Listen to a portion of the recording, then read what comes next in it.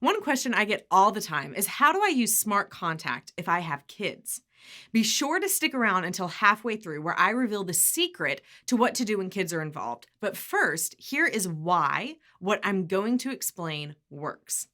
When you're in the situation where you and your spouse have a family, the thought of going days or weeks without talking to your spouse is more than painful. It's scary. You're not just thinking about you at that point, but you're also thinking about your children.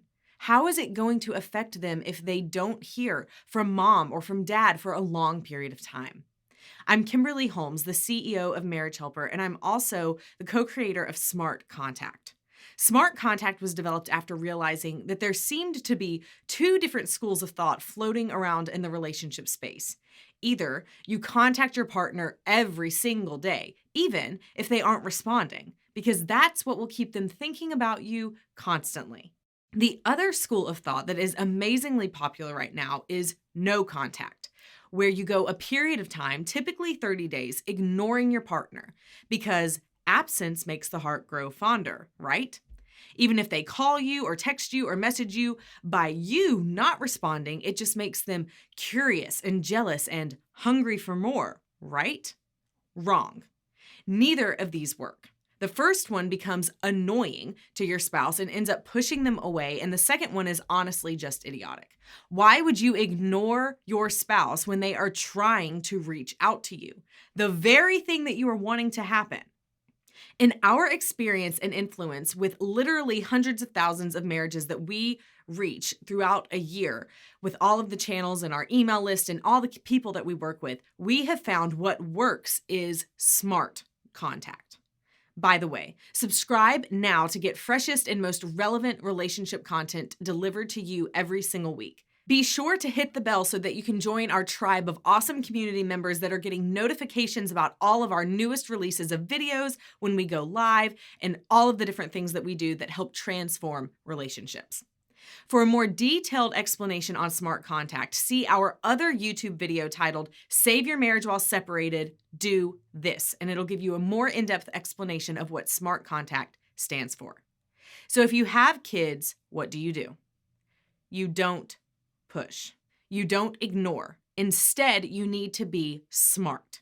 It's actually a whole lot easier to implement smart contact when you do have kids because you always have a reason to contact your spouse. And that is the whole premise of smart contact. You only reach out when it's about something that is relevant that your spouse needs to know about, and you don't set any expectations for your spouse to respond. I'm going to give you an example, but first, let me say this. I know that this is hard, and I can't go nearly as much in depth with this as I would like to here, but I have created a smart contact toolkit that you can get below. Just click the link in the description and it'll give you a ton more information about smart contact, how to implement it, different examples, and more. So here's an example. My husband, Rob, and I have a 4.5-year-old daughter. Her name is Boomy. Last week, I got a letter in the mail that she had been accepted into a special school for this coming school year.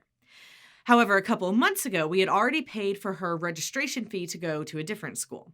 One school aligns more closely with our belief system, so we really want to send her there, but the other school is associated with the public school system, and it's going to give her a little bit more specialized attention to get her caught up in speech and development before she starts kindergarten next year.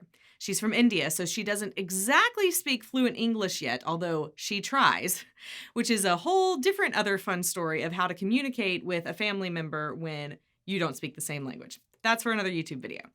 So if my husband and I were separated, then this would be a perfect situation of how I would reach out to him because it is smart.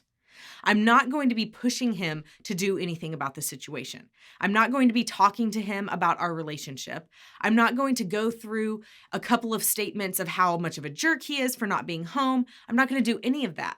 I'm simply going to explain the facts and ask him if he has any input on what he thinks is best for Boomy. And here's the thing. If he says he doesn't care, I'm not going to push it. I'm going to thank him for talking to me about it and for considering it. And I'm still going to include him on relevant decisions and information in the future. And please remember, do not use your kids as pawns to try and get your spouse to do something that you want them to do. Don't bring your kids in the middle of your marriage problems. It is not your place to tell your kids that your spouse is a terrible person or all of the bad things that they might be doing or anything like that. It is your place to be a parent and to know that your other spouse, even though they might be doing hurtful things, are also your children's parent. So reach out to your spouse about items that relate to your children, but check your intentions. Are you doing it to actually get insight on something happening or to share something with your spouse that has happened for your kids, something great, something they're struggling with? Or are you trying to bypass the system by saying that you're reaching out because of the kids when really you're scraping the bottom of the barrel to find a reason to try and talk to your spouse? Because if that's what you're doing, then you're probably going to be disappointed in how things are going to go.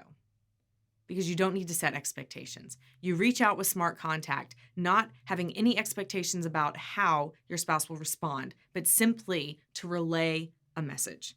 And it then paves a foundation so that when your spouse does start to feel more comfortable with you, talking to you, understands that you're not going to bring up relationship problems every time you speak, then that is what paves the way to be able to open up to deeper conversation in the future. This is more of an art than a science.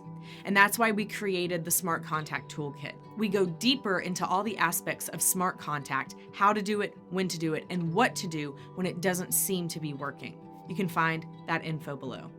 Again, be sure to subscribe. And until next time, if you want more information about our workshops, our online courses, or the coaching that we offer here at Marriage Helper for you and your situation, no matter what your marriage is going through, then call our office at 866-903-0990, or you can visit us at marriagehelper.com.